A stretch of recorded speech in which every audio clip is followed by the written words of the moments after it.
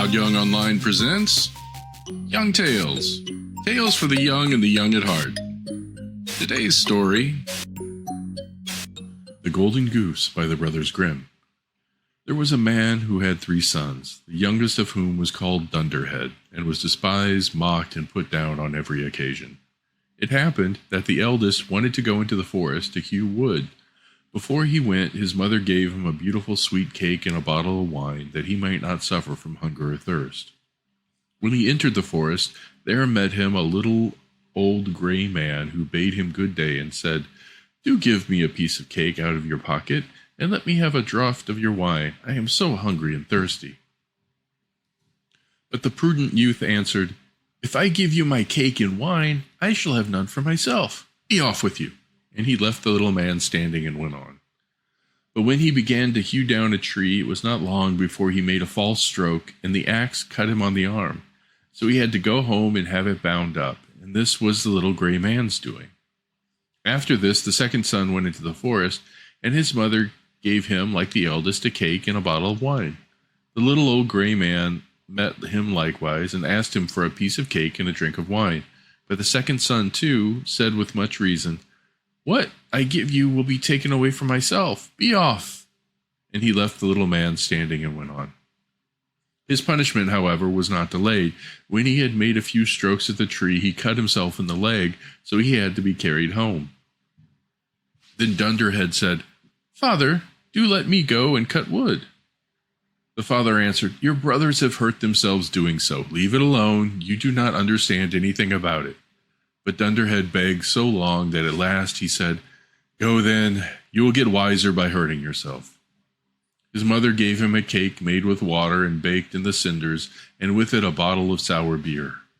When he came to the forest, the little old gray man met him likewise, and greeting him said, "Give me a piece of your cake and a drink out of your bottle. I am so hungry and thirsty." Dunderhead answered, "I have only cinder cake and sour beer. If that pleases you, we will sit down and eat." So they sat down, and when Dunderhead pulled out his cinder cake, it was a fine, sweet cake, and the sour beer had become good wine. So they ate and drank, and after that the little man said, "Since you have a good heart and are willing to divide what you have, I will give you good luck. There stands an old tree. Cut it down, and you will find something at the roots." Then the old man took leave of him. Dunderhead went and cut down the tree, and when it fell, there was a goose sitting in the roots, with feathers of pure gold. He lifted her up, and taking her with him, went to an inn, where he thought he would stay the night. Now the host had 3 daughters, who saw the goose, and were curious to know what such a wonderful bird might be, and each wanted one of its feathers. The eldest thought, "I shall soon find an opportunity of pulling out a feather," and when Dunderhead was gone out, she seized the goose by the wing, but her finger and hand remained sticking fast to it. The second came in soon afterward, thinking only of how she might get a feather for herself, but she had scarcely touched her sister than she was held fast as well. At last, the third came with the like intent, and the others screamed out, "Keep away! For goodness' sake, keep away!" But she did not understand why she was to keep away. "The others are there," she thought. "I may as well be there too," and ran to them.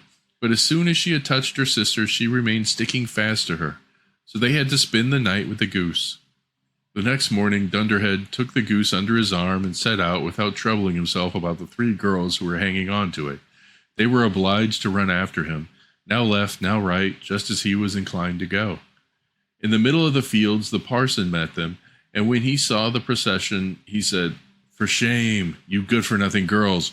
Why are you running across the fields after this young man? Is that seemly?" At the same time, he seized the youngest by the hand in order to pull her away. But as soon as he touched her, he likewise stuck fast and was obliged to run behind. Before long, the sexton came by and saw his master, the parson, running on foot behind 3 girls. He was astonished at this and called out, "Hi, your reverence! Whither away so quickly? Do not forget that we have a christening today." And running after him, he took him by the sleeve, but was also held fast. While the 5 were trotting thus, one behind the other, 2 laborers came with their hoes from the fields. The parson called out to them and begged that they would set him and the sexton free, But they had scarcely touched the sexton when they were held fast, and now there were 7 of them running behind Dunderhead and the Goose. Soon afterward he came to a city where a king ruled who had a daughter who was so serious that no one could make her laugh. So he had put forth a decree that whosoever should make her laugh should marry her. When Dunderhead heard this, he went with his goose and all her train before the king's daughter.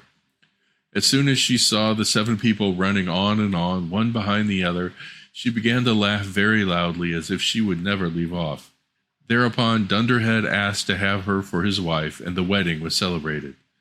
After the king's death, Dunderhead inherited the kingdom and lived a long time contentedly with his wife. The end. Young Tales is produced and narrated by Todd Young from Todd Young Online. If you enjoyed this, please like and subscribe and join us next time for another story. Thank you for your support.